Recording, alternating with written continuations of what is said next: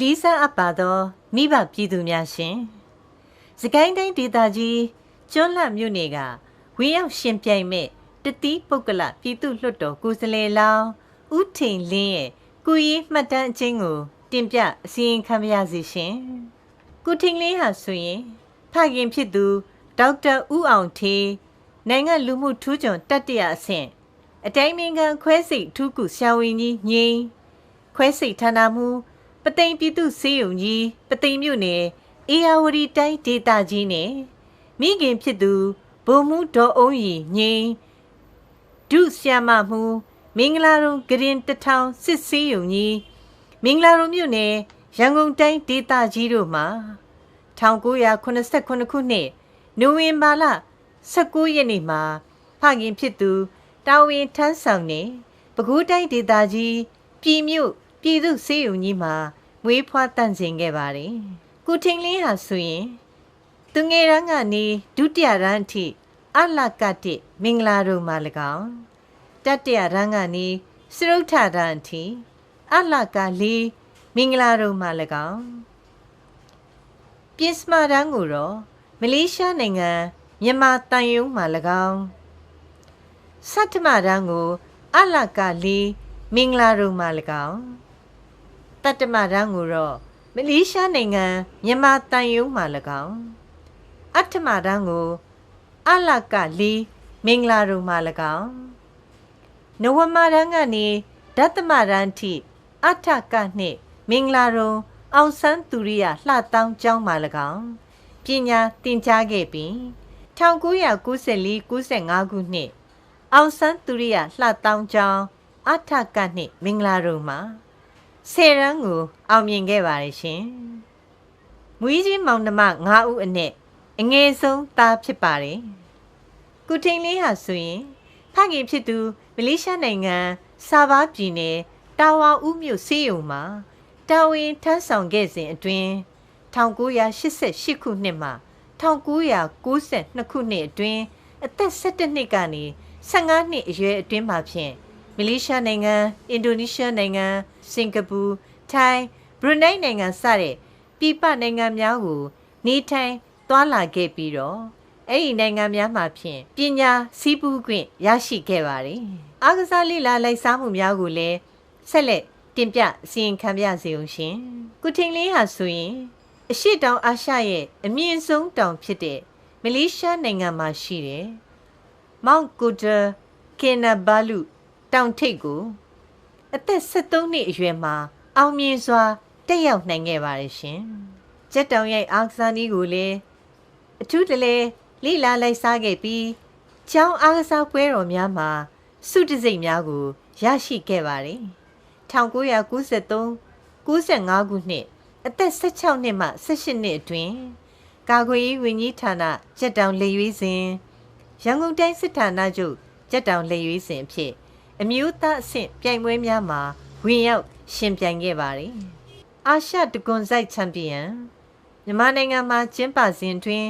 ဒိုင်လူကြီးအဖြစ်လဲတာဝန်ထမ်းဆောင်ခဲ့ပါတယ်။တပ်မတော်စစ်သူနာပြုဗိုလ်လောင်းတို့ရဲ့ကျက်တောင်နီးပြဖြစ်လဲဆောင်ရွက်ပေးခဲ့ပါတယ်ရှင်။1996ခုနှစ်မှ1998ခုနှစ်အသက်19နှစ်မှ20အတွင်းဘီလင်းရွာမြစ်သားမြို့မှာကိုရင်တာမဏီဘဝဖြင့်နေထိုင်ခဲ့ပါတယ်။1998ခုနှစ်မှတက္ကရာ2000ပြည့်နှစ်အသက်20မှ23နှစ်အတွင်းရဟန်း3ဝါအထိပုပ်ပါဒေတာမှာ၎င်းမြင်းကြံမြို့သာသနာဇောတိကာယုံစာတင်တိုက်မှာ၎င်းသာသနာဘောင်တွင်နေထိုင်ခဲ့ပါတယ်။2001ခုနှစ်မှ2012ခုနှစ်အသက်24နှစ်မှ35နှစ်အထိ12နှစ်ကျော်ကြာသောကာလအတွင်းရတိဘဝဖြင့်ရွှေဘူခရိုင်ကျွန်းလှမြို့နယ်ရဲ့တောရွာများမှာအများဆုံးနေထိုင်ခဲ့ပါတယ်။အဲဒီလို1996ခုနှစ်မှ2012ခုနှစ်အသက်19နှစ်မှ35နှစ်အထိ16နှစ်ကျော်ကြာသောသာသနာအတွင်းနေထိုင်စဉ်အတွင်းဇီဒီအတစ်တဲအဟောင်းပြုပြင်ခြင်းဇီဒီ300ကျော်တိမ်ဆောက်ခြင်းတိမ်သမုတ်ခြင်းကျောင်းဆောက်ရဟန်းခံပေးခြင်းတရားပြသခြင်းနိုင်ငံတော်တန်ခါမဟာနာယက ဥက္ကဋ္ဌဗမောဆရာတော်ကြီးရဲ့အကြံပြုချက်ဖြင့်အထက်ရမိုက်၄ချမ်းကိုပါဠိဘာသာမှအင်္ဂလိပ်ဘာသာသို့ပြန်ဆိုခြင်းစတဲ့သာသနာရေးအမှုကိစ္စတို့ကိုဆောင်ရွက်ခဲ့ပါတယ်ရှင်2013ခုနှစ်မှာတော့သာသနာပေါင်းမှလူဦးကြောင်ဘဝသို့ပြောင်းလဲနေထိုင်ခဲ့ပါတယ်2013ခုနှစ်မှာစပြီးဒီကနေ့အထိအသက်မွေးဝမ်းကြောင်းမှုအဖြစ်တီရီမြင့်မြတ်ကုမ္ပဏီလိမိတက်ရဲ့ဒါရိုက်တာတီရီမြင့်မြတ်စိုက်ပျိုးရေးကုမ္ပဏီလိမိတက်ရဲ့ဒါရိုက်တာ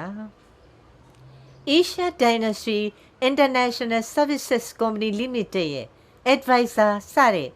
ယာရုအသီးသီးဖြင့်ရပ်တည်နေထိုင်ခဲ့ပါတယ်မြန်မာနိုင်ငံရှေးဟောင်းသုတေသနပညာအသင်းယာယီမြန်မာ Archaeology Association MAA ရဲ့ advisor ပြူမျိုးများထိန်းသိမ်းစောင့်ရှောက်ရေးအဖွဲ့ Heritage Trust of Pew Cities HTPC ရဲ့ဗဟိုအလုပ်မှုဆောင်ကော်မတီဝင်စတဲ့ပညာရပ်ဆိုင်ရာတာဝန်တွေကိုရှေးဟောင်းသုတေသနပညာရပ်ဆိုင်ရာပညာရှင်တဦးအဖြစ်2013ခုနှစ်မှာယခုအချိန်အထိတာဝန်ထမ်းဆောင်ဆဲဖြစ်ပါတယ်။ UNESCO ရဲ့ကမ္ဘာ့ယဉ်ကျေးမှုအမွေအနှစ်စာရင်းဝင်ပြူမျိုးဟောင်း၃မျိုးရဲ့ဘေးအန္တရာယ်ကာကွယ်ရေးစီမံခန့်ခွဲမှုဆိုင်ရာအလုပ်ရုံဆွေးနွေးပွဲသို့လည်းတက်ရောက်ခဲ့ပြီးစီမံရေးရာများကိုတက်ကြွစွာပါဝင်ဆွေးနွေးခဲ့ပါတယ်။ကမ္ဘောဒီးယားနိုင်ငံကိုလည်းယဉ်ကျေးမှုဆိုင်ရာစီမံခန့်ခွဲရေးအမြင်များဆွေးနွေးဖလှယ်ရန်မြန်မာကိုယ်စားလှယ်စုပေါင်းအဖွဲ့မှပါဝင်ပြီးကမ္ဘောဒီးယားနိုင်ငံရဲ့ဆက်ဆက်ရာအဖွဲ့များနဲ့တွေ့ဆုံက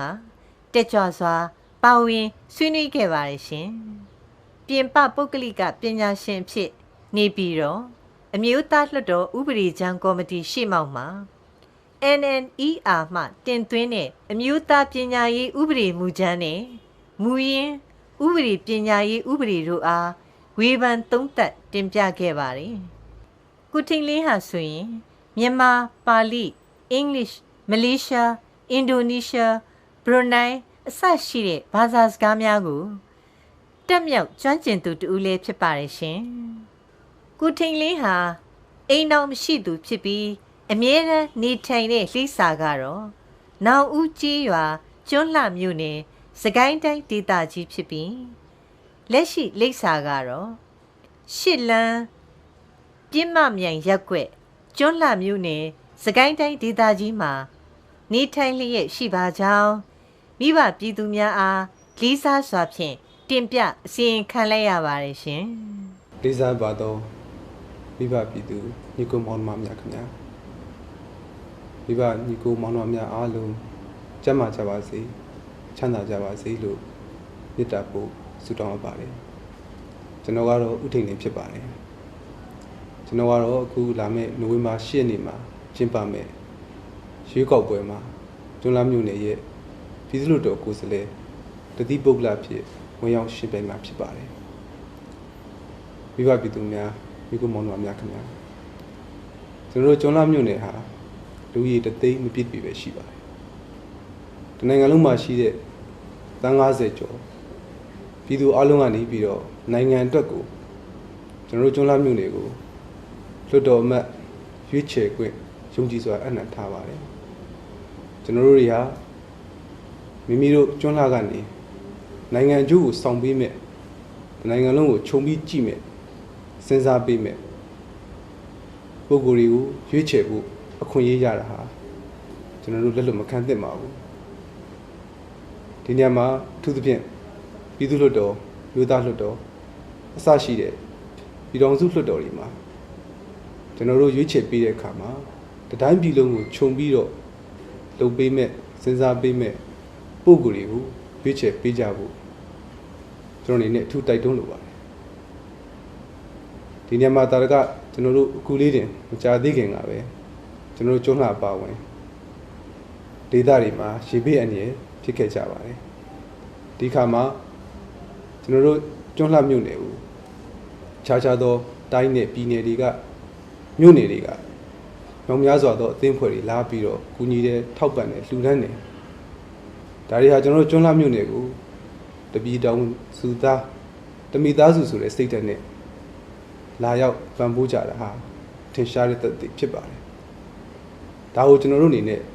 သတိပြုကျေးဇူးတုံ့ပြန်မှုပါဘာလဲဆိုရင်ကျွန်တော်ကျွန်းလာမြို့နယ်ကနေပြီးတော့တပီလုံးတပီတောင်စုလုံးကိုခြုံကိုသုံးသက်ပြီးတော့စေတနာထားမယ်ကိုယ်စားလှယ်များသူသဖြင့်ပြည်သူ့လွှတ်တော်မြို့သားလွှတ်တော်များကိုရွေးချယ်ပေးတဲ့အခါမှာသုံးသက်ပေးဖို့အထူးပဲတိုက်တွန်းလိုပါတယ်ကျွန်တော်အနေနဲ့ကျွန်းလာမြို့နယ်မှာ73နှစ်ကျော်ရည်တည်ဘဝနဲ့ဒေသခံပြည်သူများနဲ့ပူးပေါင်းပြီးတောင်းတဲ့တယောက်အင်းညမင်းညသာသနာများကိုဆောင်ရွက်ခွင့်ရခဲ့တာအလုံးမင်းဝမ်းသာပီတိဖြစ်ရပါတယ်ဆက်လက်ပြီးတော့လည်းလောကအကျိုးနိုင်ငံရဲ့အကျိုးကိုထမ်းဆောင်နိုင်မှုအတွက်ကျွန်းလာကနေပြီးတော့ပြည်သူပြည်သားတွေကျွန်တော်တို့ကျွန်းလာမြို့သူမြို့သားတွေနဲ့စုပေါင်းပြီးလက်တွဲကျိုးပန်းနိုင်မယ်လို့လည်းယုံကြည်ပါတယ်ဒီလိုယုံကြည်ချက်ကြောင့်လည်းကျွန်တော်ကကျွန်းလာမြို့နယ်ကိုကိုစားပြုပြည်သူ့လွှတ်တော်တတိပုဂ္ဂလတယောက်အနေနဲ့ရှင်ပြိုင်မှုဆုံးဖြတ်တာဖြစ်ပါတယ်လေးစားပါတဲ့မိဘပြည်သူညီကိုမောင်နှမများခင်ဗျာကျွန်တော်တို့တိုင်းပြည်ဟာမိမိတို့ရဲ့ခံခဲ့ရတဲ့ခါသီးလာတဲ့တွေ့ကြုံတွေအများကြီးရှိပါတယ်ကျွန်တော်တို့ကျွန်းလာမြို့ဟာပင်လည်း10အကြောင်းပြုပြီးတော့မြို့ရွှေရတာတွေကြီးရွာတွေရွှေရတာတွေရှိခဲ့ကြပါတယ်ဒါပေမဲ့လည်းကျွန်တော်တို့ရွှေပေးလိုက်ရပြီမဲ့ဒုက္ခရောက်လိုက်ရပြီမဲ့ခြားသောဒေသတွေမှာရေတွေပိုရတယ်တရားချောင်းမြောင်းတွေပိုကောင်းစေတယ်လက်စစ်တွေနိုင်ငံတော်အတွက်ဖြစ်ထွန်းစေတယ်ဆိုပြီးတော့ပီတိဖြစ်ကြတာပဲဆိုတာကိုအားလုံးသိကြပါတယ်အခုလဲကျွန်တော်တို့အနေနဲ့ခုရွေးကောက်ပွဲမှာမိမိတို့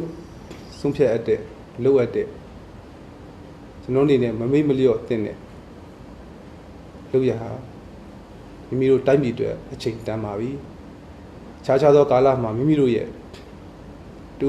တမိသားစုဒရိသာအကျိုးကိုတတ်နိုင်အောင်လည်းလုပ်ခဲ့ကြပါတယ်ခုချိန်မှာတော့တနိုင်ငံလုံးအတွက်ကျွန်တော်တို့စဉ်းစားပါတော့မယ်စဉ်းစားတဲ့နေရာမှာဆုံးဖြတ်တဲ့နေရာမှာအသေးချာကမဲတပြားမလုပ်ကြပါနဲ့တော့အသေးချာမဲတပြားဆိုတဲ့ပုဂ္ဂိုလ်ရေးတန်ရုံးစဉ်ပုဂ္ဂိုလ်ရေးအာဃာတဒါတွေကိုအကြောင်းပြုပြီးတော့မလုပ်ကြပါနဲ့တော့တိုင်းပြည်အတွက်အုံနောက်နဲ့လုပ်ကြပါအသေးချာကမဲတပြားဆိုတာထက်အုံနောက်ကမဲတပြားဖြစ်ရမယ့်ကာလလို့ကျွန်တော်ထူးပြောကြလိုပါတယ်ကျွန်တော်တို့တိုင်းပြည်ကိုအုံနောက်နဲ့ဆက်လက်ပြီးတော့တိဆောက်ကြပါစို့ကျွန်တော်တိုင်းပြည်ကိုတိဆောက်တဲ့နေရာမှာမိမိတို့ဒေတာကိုဖွံ့ဖြိုးရေးလုပ်ခဲ့တယ်ဒါတွေအတွက်ကျေးဇူးတင်စရာရှိပါတယ်ဒီလိုကျေးဇူးတင်စရာတွေရှိတယ်လို့ခြားသောကျွန်တော်တို့မြို့နယ်ထက်ပိုးပြီးတော့ဆင်းရဲတယ်ခေါင်းပါတယ်ဒုက္ခရောက်တဲ့အများကြီးလည်းရှိပါတယ်ဒါကြောင့်မို့လို့ကျွန်တော်တို့မြို့နယ်ပါဝင်ကျွန်တော်မြို့နယ်ထက်ပိုးပြီးတော့ဖွံ့ဖြိုးမှုနေပါတဲ့နေရာတွေဒေသတွေတူတုံစင်းပြည်တော်စုသားချင်းချင်းအခုရေဘေးဒုက္ခမှာကျွန်တော်တို့လာကူညီကြတယ်လို့ကျွန်တော်တို့ကနေပြီးတော့ကူညီနိုင်မဲ့ဥတွေပြဋ္ဌာန်းပေးဖို့အတွက်ဥရပြုမန်တိုင်းဖြစ်တဲ့လွှတ်တော်ကို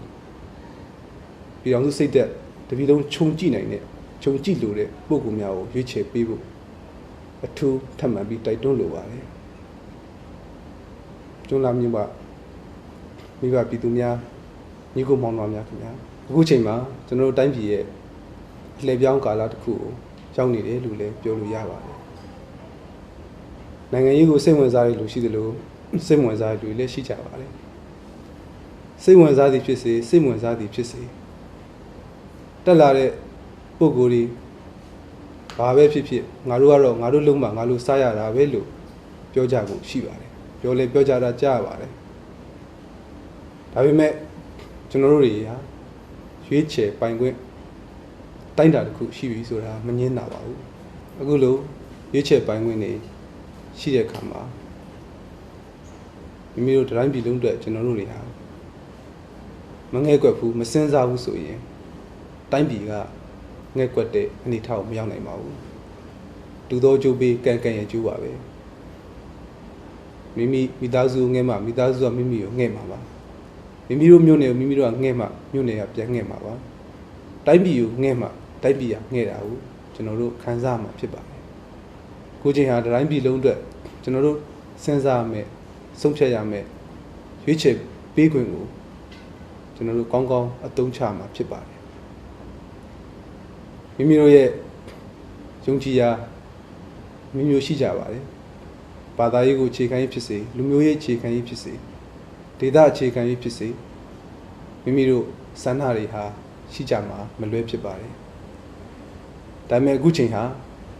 ဒီလူမျိုးဘာသာဒေသဆွဲတွေထက်တိုင်းပြည်ကိုကောင်းမွန်စွာတည်ဆောက်မယ်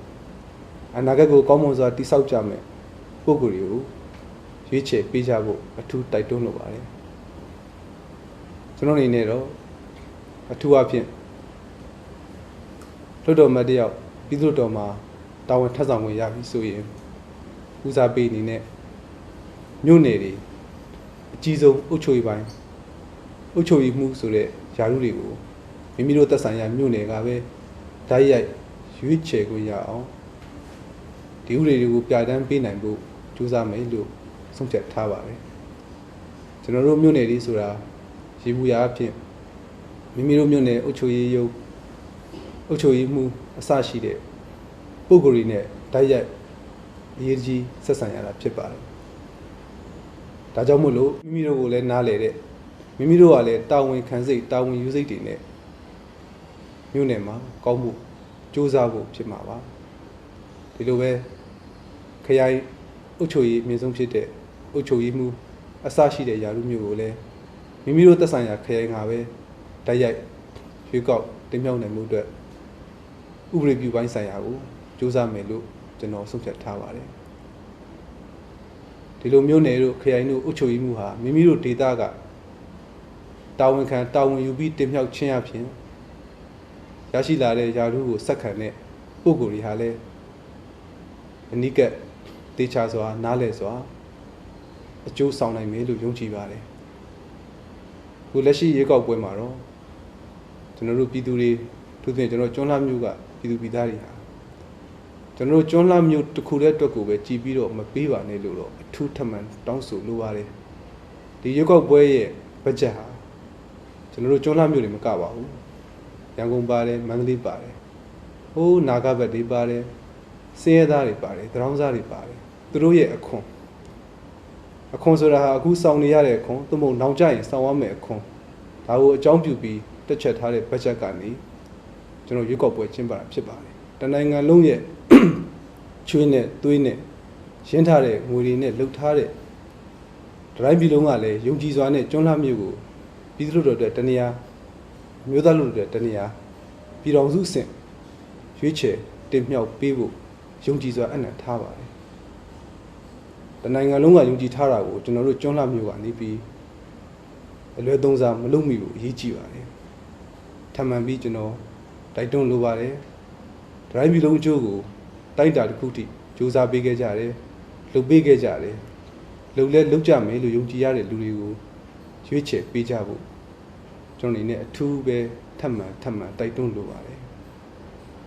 မိဘပြည်သူညီကိုမောင်နှမများခင်ဗျာကျွန်တော်တို့တွေဟာနိုင်ငံရေးလောကကိုပုံလင်းလင်းပြောရရင်အများစုကစိတ်ဝင်စားကြတော့ပါဘူးစိတ်ဝင်စားရဲဆိုရင်လည်းစိတ်ဝင်စားမှုမာနဟာအလုံးမင်းနှဲပါလာပါတယ်ထို့သဖြင့်နိုင်ငံရေးလောကကိုမတရီစရာလို့တော့မှတတ်မှတ်ခြင်းပြောချင်ကြတဲ့ပြောနေကြတဲ့လူတွေများလာပါတယ်ဒါရလည်းကျွန်တော်တို့နိုင်ငံရေးသမားလို့ခံယူမဲ့ပုဂ္ဂိုလ်တွေရဲ့စင်ချင်းသုံးသက်ပြင်ဆင်ရမယ့်အရာတွေဖြစ်ပါတယ်မိဘပြည်သူညီကိုမောင်နှမများခင်ဗျာနိုင်ငံရေးသမားတွေလက်ထဲမှာပဲနိုင်ငံရေးကိုအပ်ထားရင်တော့ဒီလိုပဲဆက်ဖြစ်နေမှာပါကျမ်းမာရေးလောကဝန်ထမ်းတွေကိုပဲကျမ်းမာရေးကိစ္စတီးခြားပုံမှန်ထားပြီးကျွန်တော်တို့တွေကဒီတိုင်းကြီးပဲထိုင်နေရင်ကျမ်းမာရေးဆိုတာလောကမှာကောင်းအောင်ပြုပြင်ထိန်းသိမ်းပေးဖို့မဖြစ်နိုင်ပါဘူးကျမ်းမာရေးဝန်ထမ်းများကျမ်းမာရေးပညာရှင်များ ကျမ်းမာရေးဝန်ထမ်းလောကဒီကျမ်းမာရေးလောကသားတွေရဲ့တာဝန်တစ်ခုတည်းမှုဖင်နေဒီပြင်ပလောကသားတွေရပါကျမ်းမာရေးပိုင်းဆိုင်ရာကိုဝိုင်းဝန်းကူညီမဲ့စောင့်ရှောက်မဲ့ယောဂအနေဒီထင်ရတာထင်သတင်းပို့ပေးရတယ်ဒါကြောင့်မှကျွန်တော်တို့ကျမ်းမာရေးကိုတနိုင်ငံလုံးတနိုင်ကျွန်တော်တို့တိုင်းစကိုင်းတိုင်းခရိုင်မြို့နယ်အစရှိသည်ဖြင့်ကျွန်တော်တို့ထမ်းဆောင်ပေးရရောက်မှာပါဒါမှကျမ်းမာရေးကိုစောင့်ရှောက်တာဖြစ်မှာပါဒါကြောင့်မလို့ကျွန်တော်ပြောခဲ့တာပါနိုင်ငံရေးသမားတွေရဲ့လက်ထဲပဲနိုင်ငံရေးကိုအပ်ထားရင်တော့တိုင်းပြည်ဆိုတာကောင်းမှုလားမရှိပါဘူးနိုင်ငံရေးကိုစိတ်ဝင်စားပြီးမဲ့မိမိတို့တက်ဆွမ်းသလောက်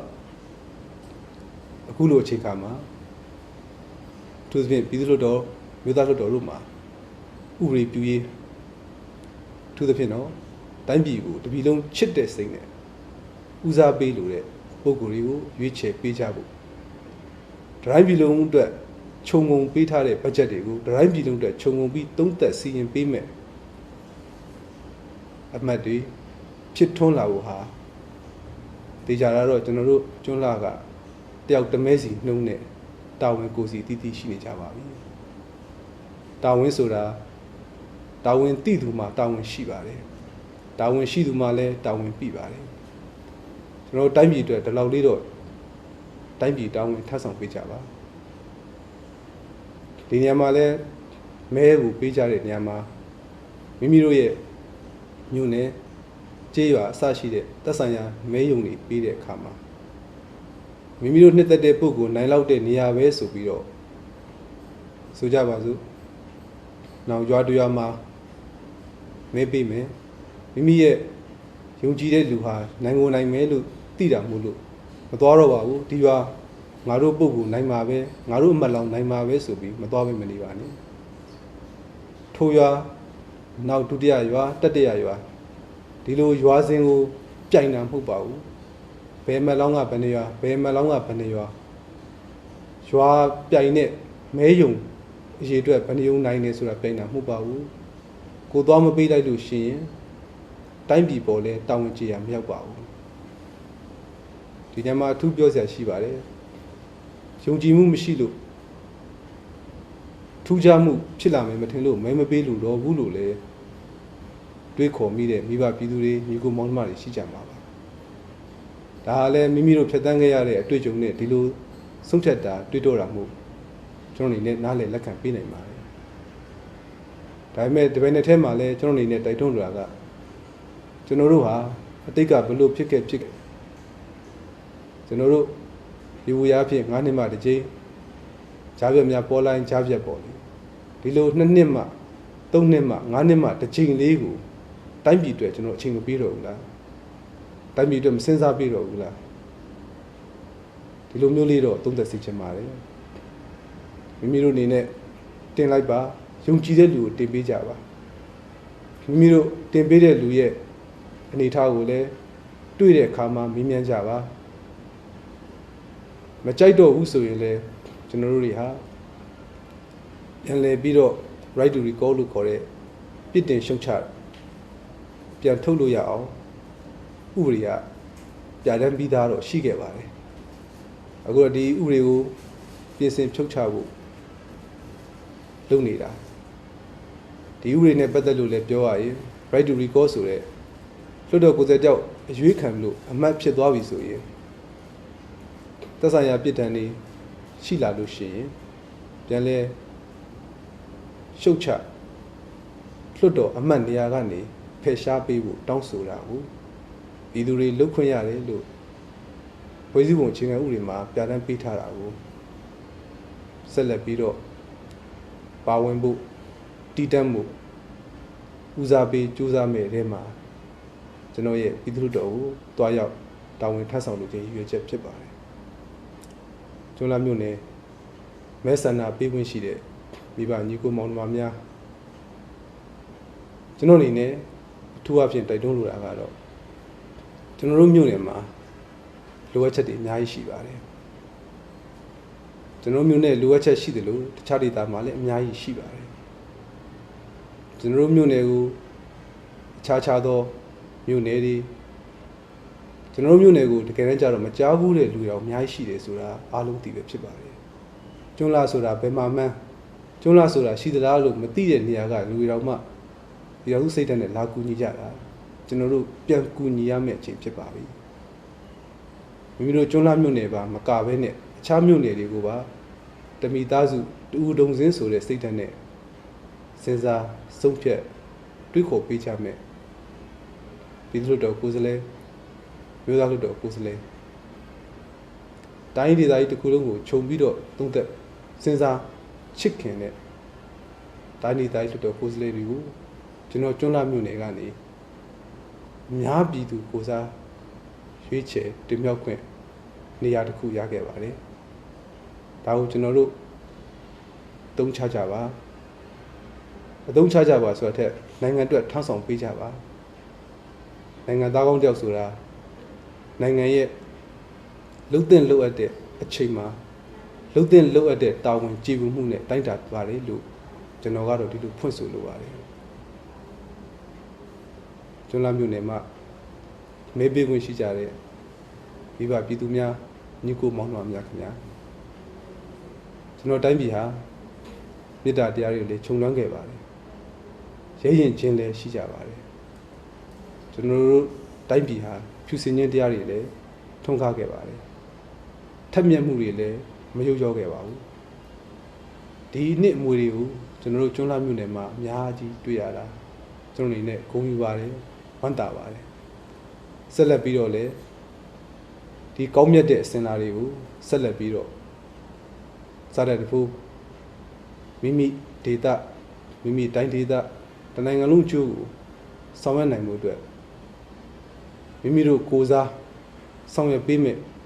ပုဂ္ဂိုလ်တွေကိုတေချာစွာရွေးချယ်ပေးကြပါလို့တိုက်တွန်းလိုပါတယ်ကျွန်တော်အနေနဲ့ပြည်သူ့လွှတ်တော်ကိုယ်စားလှယ်ကျွန်းလာမြို့နယ်ရဲ့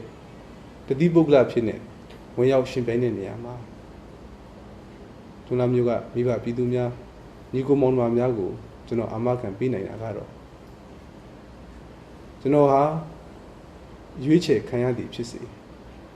ရွေးချယ်မခံရသည်ဖြစ်စေကျွန်တော်ကြောင့်ကျွန်းလာမြို့နယ်တိတ်ခါကြတာဘယ်တော့မှဖြစ်စေရပါဘူးတိုင်းပြည်လည်းဘယ်တော့မှကျွန်တော်ကြောင့်တိတ်ခါကြတာမဖြစ်စေရပါဘူးကျွန်တော်ပေးနိုင်တဲ့အမခံချက်ကတိတစ်ခုဖြစ်ပါတယ်နောက်တစ်ခုကတော့ကျွန်တော်တို့တိုင်းပြည်မှာအခြေအနေတွေပတ်ဝန်းကျင်နိုင်ငံတွေအခြေအနေတွေကမ္ဘာနိုင်ငံတည်တည်ရဲ့အခြေအနေတွေကိုတတ်နိုင်တဲ့လောက်စဉ်းကျင်သုံးသပ်ပြီးတော့လက်တွဲလုပ်ကြမယ်ပါတီဝင်ပါတီမရှိအမျိုးမျိုးသောပုဂ္ဂိုလ်များနဲ့လည်းကောင်းနိုင်ငံရေးဆိုတဲ့ကောင်းစဉ်အောက်ကနေထားဆောင်နေမှုဖဲနဲ့မိမိတို့တဆွမ်းသလောက်နိုင်ငံရေးကိုကြိုးစားပေးကြတဲ့ပုဂ္ဂိုလ်အားလုံးတို့လည်းကောင်းနိုင်ငံကျိုးကိုဆောင်ရွက်ဖို့အားလုံးကိုလက်ကမ်းဖိတ်ခေါ်ပါတယ်မိဘပြည်သူညီကိုမောင်နှမများခင်ဗျာမဲဆန္ဒတစ်ခုအနေနဲ့မဲနေမီဒီတစ်ခုတွေနဲ့ကျွန်တော်ပြိုင်တဲ့နေရာမှာလွတ်တော်ဥရေပြူရေးကဏ္ဍပိုင်းဆိုင်ရာမှာဥရေပြူရေးကိုဝိုင်းဝန်းခေါ်ဆောင်ကြမယ်ပါတီတီတီတတိပုဂ္ဂလအစရှိတဲ့အမတ်အတိအသီးနဲ့စုပေါင်းပြီးလုပ်ကြတဲ့နေရာမှာပြည်တော်စုအတွက်လိုအပ်တဲ့နိုင်ငံတော်အတွက်လိုအပ်တဲ့ဥပဒေတည်တည်ပြဋ္ဌာန်းဖို့ဘဝချင်းအခြေအနေနိုင်ငံတကာအခြေအနေကိုကြည့်ပြီးတော့မသင့်တော်တော့တဲ့ဥပဒေတွေကိုပြင်ဆင်ဖို့ဒါတွေကိုစူးစမ်းတဲ့နေရာမှာမိဘပြည်သူများဟာတိုက်ရိုက်မှုပေမဲ့မိမိတို့ရွေးချယ်ပေးလိုက်တဲ့ကိုယ်စားလှယ်ကနေတိုက်တွန်း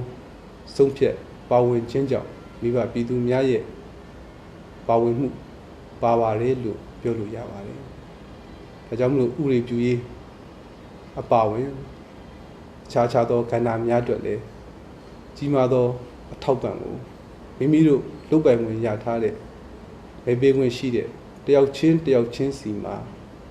ရရှိထားတဲ့မဲပေးပိုင်ခွင့်ကိုကျွန်တော်တို့တိုင်းပြည်ရဲ့အနာဂတ်ကောင်းမွန်ဖို့အတွက်ပြစ္ဆုတ်ပံမှာလဲကောင်းမွန်ဖို့အတွက်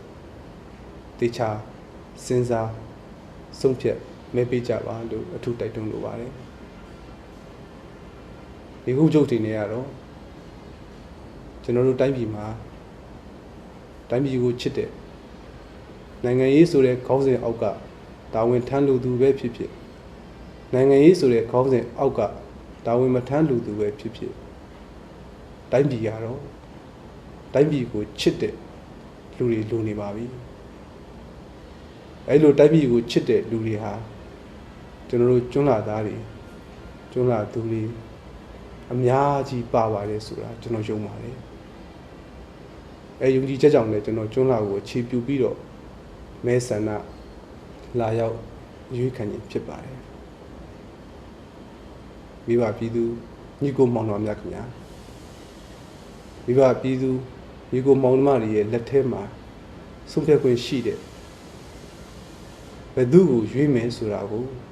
ကျွန်တော်တို့ကျွန်းလာမြို့နယ်ကျွန်တော်တို့တိုင်းဒေသဆိုတာထက်တိုင်းပြည်လုံးကိုစဉ်းစားသုံးသပ်ပြီးတော့တေချာစွာအသေးချာကမလုပ်ဘဲနဲ့အုံနောက်ကနေမဲတွေပေးကြပါလို့တိုက်တွန်းရင်းဒီကုန်းချုပ်ရပါတယ်မိဘပြည်သူညီကိုမောင်နှမများအားလုံးကျမ်းမာချမ်းသာကြပါစေ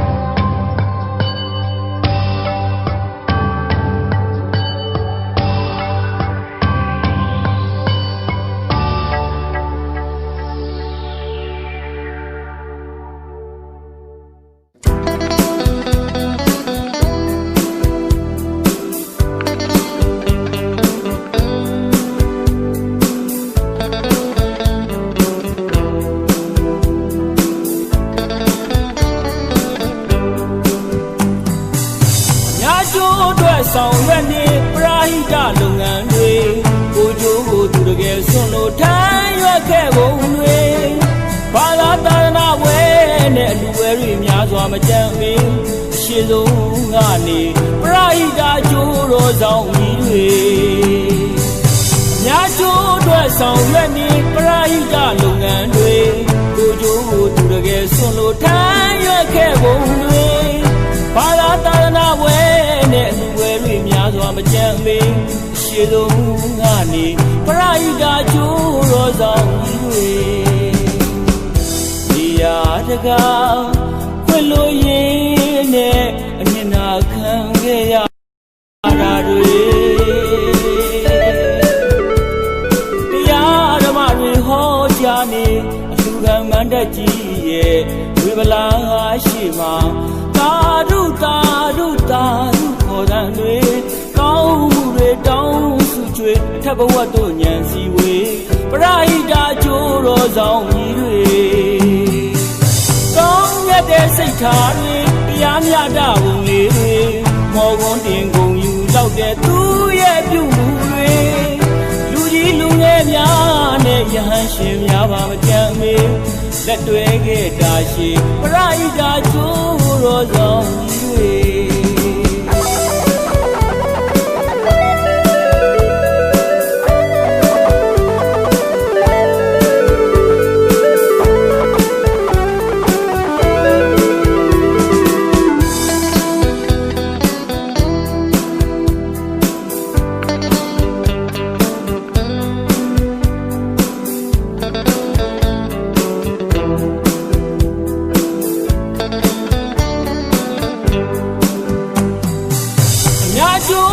ဆောင်ရွက်နေပရိဒာလုပ်ငန်းတွေကိုကြိုးကိုသူတကယ်ဆွလို့ထိုင်ရွက်ခဲ့ပုံတွေဘာသာတာနာဝဲနဲ့အလူဝဲတွေများစွာမကြမ်းမေအရှိဆုံးကနေပရိဒာကျိုးတော်ဆောင်ကြီးတွေ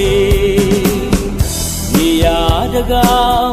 ခွင့်လို့ရင်းနဲ့အမြင်နာခံခဲ့ရတာတွေ